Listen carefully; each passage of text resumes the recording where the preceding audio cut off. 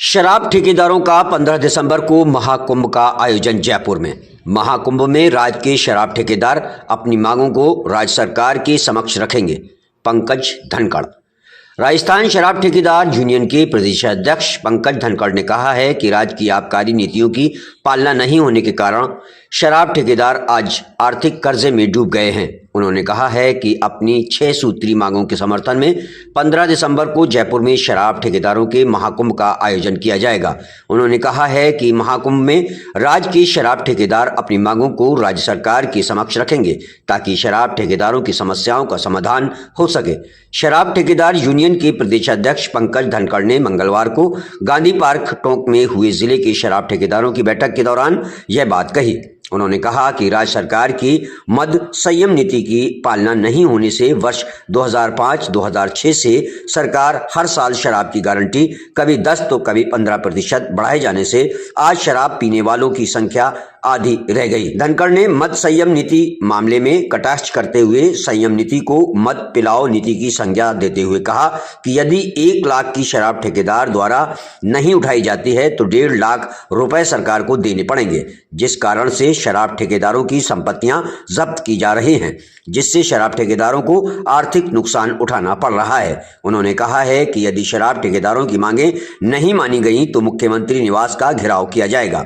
जिलाध्यक्ष टोंक विजय चावला ने बताया कि 15 दिसंबर को जयपुर में होने वाले शराब ठेकेदारों के महाकुंभ में टोंक जिले से सभी ठेकेदार शामिल होंगे, जिसमें पुरानी सभी पेनल्टियों की समाप्त किए जाने, शराब की दुकानों खोले जाने का समय रात 8 बजे की जगह रात 11 बजे किए जाने, गारंटी पूर्ति करने वाले शराब ठेकेदारों की जब्त धरोहर राशि तुरंत प्रभाव से लौटाए जाने, महंगाई के अनुसार शराब ठेकेदारों का कमीशन कम से कम 20% बढ़ाए जाने, शराब ठेकों से पुलिस का हस्तक्षेप पूरी तरह से समाप्त किया जाए तथा प्रदेश में शराब की मात्रा अधिक हो जाने के कारण मद संयम नीति की पालना करते हुए शराब की गारंटी 30% तक कम करके दुकानें रिन्यूअल की जाने की मांगें रखी जाएंगी। टोंक से संवाददाता नासिर खान की रिपोर्ट।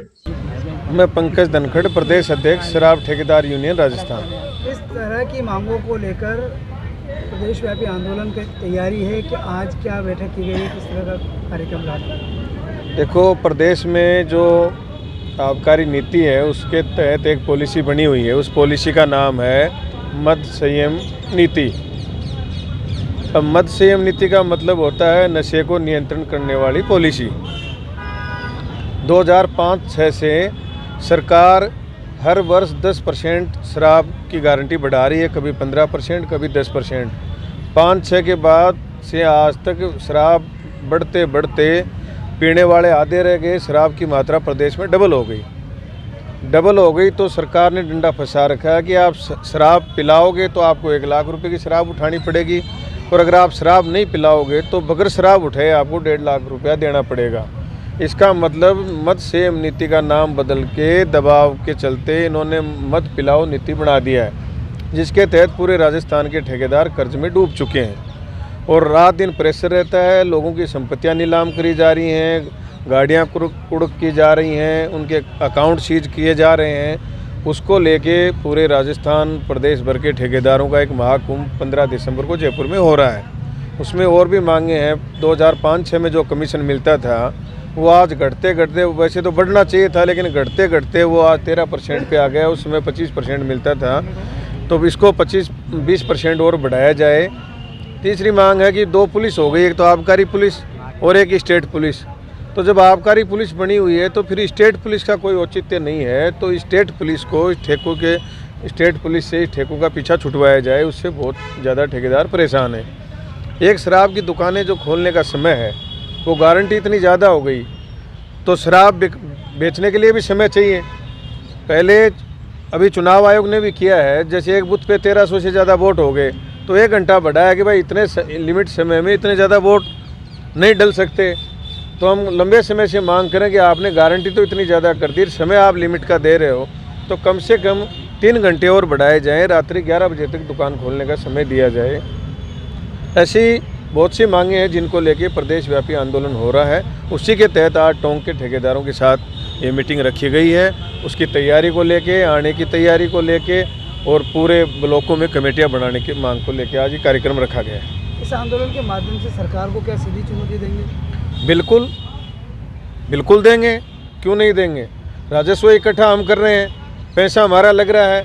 शराब बनाने वाली जो फैक्ट्रियां हैं वो कल परसों सचिवालय में मीटिंग थी, मैं गया था उसमें, तो सचिवालय में वो भी रो रहे थे बनाने वाले, जिन्होंने करोड़ों रुपए खर्च कर रखे हैं और जिन्होंने करोड़ों रुपए लगा के व्यापार कर रहे हैं और पैसा कलेक्ट करके सरकार को दे रहे हैं। सरकार का तो इसमें जीरो इन्वेस्टमेंट है, 1 रुपया सरकार का इसमें लगा हुआ नहीं है, फिर भी बेचने वाला भी मर रहा है, बनाने वाला भी मर रहा है। तो बिल्कुल उन्होंने तो इसको धंधा बना लिया कि शराब से सरकार चलाएंगे, ये संभव नहीं। सरकार शराब एक वैकल्पिक व्यवस्था है कि कोई जहरीली शराब नहीं पिए, कच्ची शराब नहीं पिए, पर्यटक कोई परेशानी में नहीं आए, इसलिए एक वैकल्पिक व्यवस्था। इन्होंने इसको आधार बना लिया कि विकास का आधार ही शराब रहेगी, तो ये संभव नहीं है।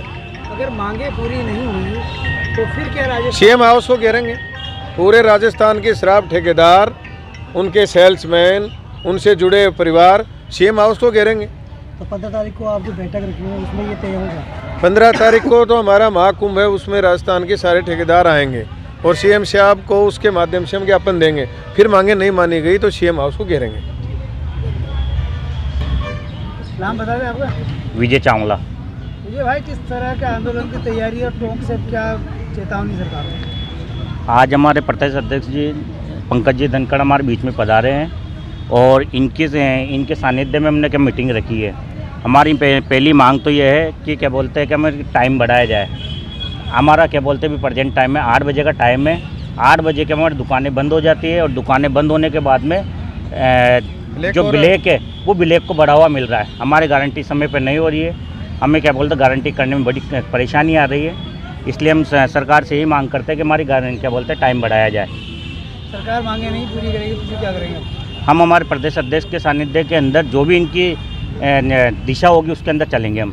वर्तमान में शराब ठेकेदारों की क्या स्थिति है, क्योंकि कई नियम है जो उनके खिलाफ आ रहे हैं, किस तरह की स्थिति में परेशान होना? अभी हमारे जो शराब ठेकेदार भाई हैं हमारे सभी परेशान हैं, टारगेट पे हमारे पूरे नहीं हो रहे हैं। हमारा टारगेट 200% है, हमारे 100% की वो होती है, इसमें क्या बोलते हैं हमारे बिल्कुल भी टारगेट पूर्ति नहीं हो पा रही है। हमारे कई ठेकेदारों के तो क्या बोलते हैं ये स्थिति है कि उनके ज़मीन जायदाद मकान कुर्क किए जा रहे हैं, परेशान है कि यानी कि अभी हम काफ़ी परेशान है। कितनी परसेंट पेनल्टी और कितनी परसेंट क्या मांग? अभी इन्होंने पेनल्टी क्या बोलते हैं 1.5% करते हैं, 1.5 गुनी पेनल्टी कर दी है। पहले क्या बोलते पेनल्टी होती थी कि बल्क लीटर में ली जाती थी, तो उसमें ठेकेदार भाई चलो अगर गारंटी पूरी भी नहीं हो रही तो बल्क लीटर में गारंटी पूर्ति करके जमा करा देता था। मगर अभी पेनल्टी इस तरह की कर दी गई है कि या तो ठेकेदार मरे, क्योंकि वो जो पेनल्टी वो ठेकेदार जमा करा ही नहीं सकता। आदमी का अगर जो नियम या का कानून हो तो उसको आदमी क्या फॉलो कर सके, ऐसा कानून होना चाहिए। मगर ये ऐसी पेनल्टी कर दी है आदमी के कि इसको आदमी पूर्ति कर ही नहीं सकता।